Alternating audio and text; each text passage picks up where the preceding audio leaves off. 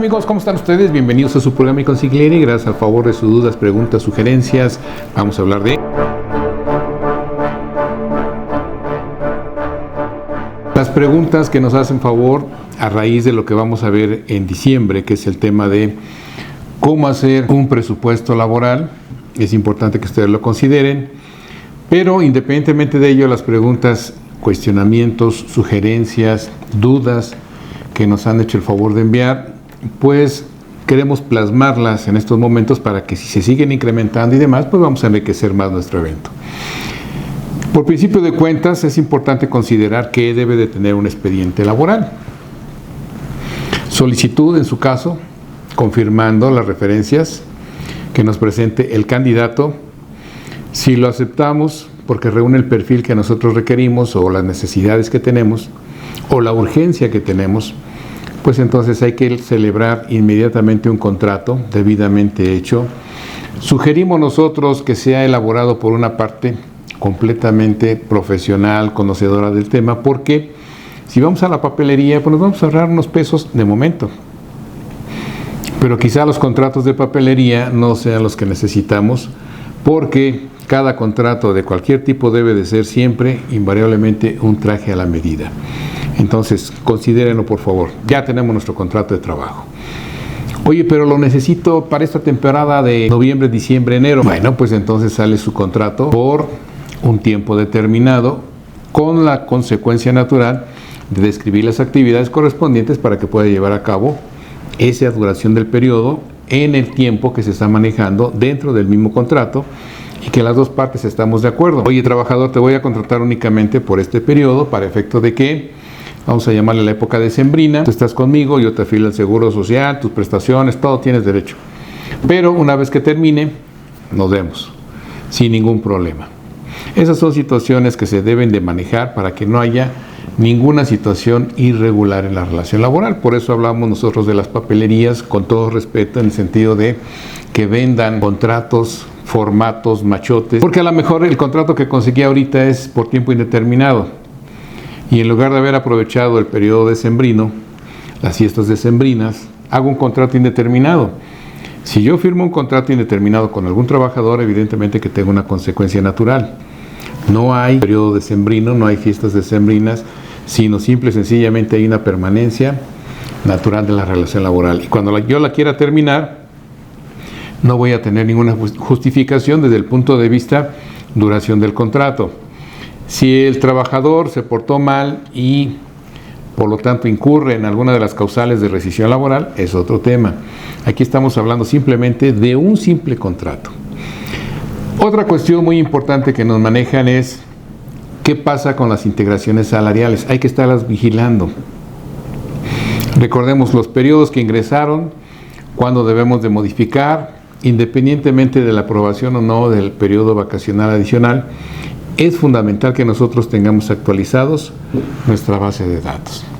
Y obviamente proveer en su momento al Seguro Social para que a su vez el Infonavit de manera paralela tengan conocimiento de los salarios base de cotización correctos de los trabajadores.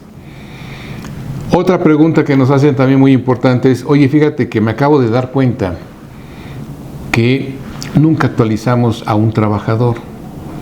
Sí, fíjate que a partir del 1 de enero, con el nuevo salario mínimo y demás, que rebasa los 5,000 pesos, nosotros le veníamos pagando 4,900.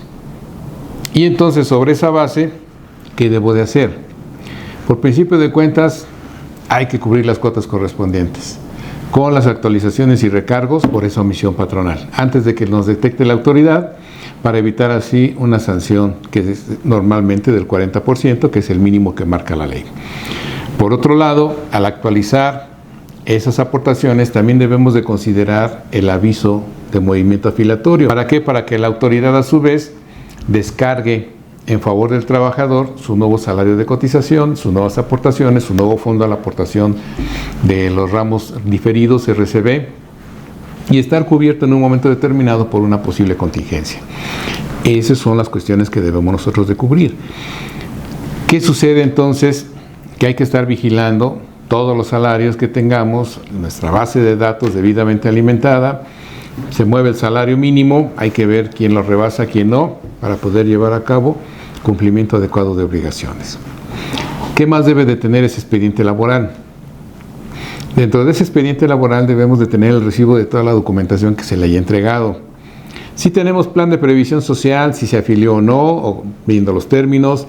Si le entregamos reglamento interior de trabajo, debe de haber la constancia correspondiente. Si nos llevó algunos documentos adicionales como son identificación, comprobante de domicilio, en fin, todo el cúmulo de información que debe de tener una persona que está ingresando con nosotros. Por otra parte, si tenemos ya incidencias, permisos, autorizaciones, castigos, actas administrativas y demás, hay que tenerlas conservadas en el expediente del trabajador. Laboralmente, conforme lo marca la ley laboral, nos establece la obligación de conservar la documentación cuando menos un año antes, cuando llegue a una cuestión de un conflicto, de una demanda laboral. Nosotros recordemos, el nuevo procedimiento es la instancia de conciliación y después quizás, si no llegamos a una conciliación, una instancia ya contenciosa, litigiosa. Sobre esa base es importante considerar qué debo de tener como documentación laboral. ¿Cuánto debo de conservar un expediente de un trabajador?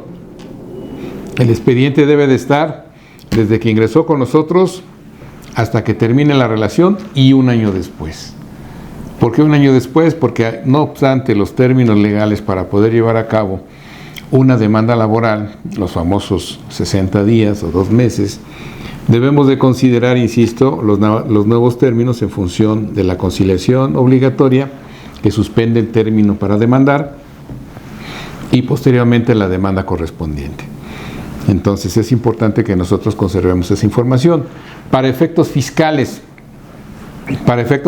tenemos 5 años y es importante que nosotros lo consideremos. Ahora con la reforma que hubo de los timbrados y demás, de toda la cuestión de la nómina, pues los podemos tener agrupados a través de los medios de conservación, un disco óptico, algún archivo dentro de la computadora, una USB, no sé, la forma en la que ustedes adopten, pero tienen que tener esa información y toda la reglamentación laboral correspondiente para poder tener un soporte en caso de un conflicto.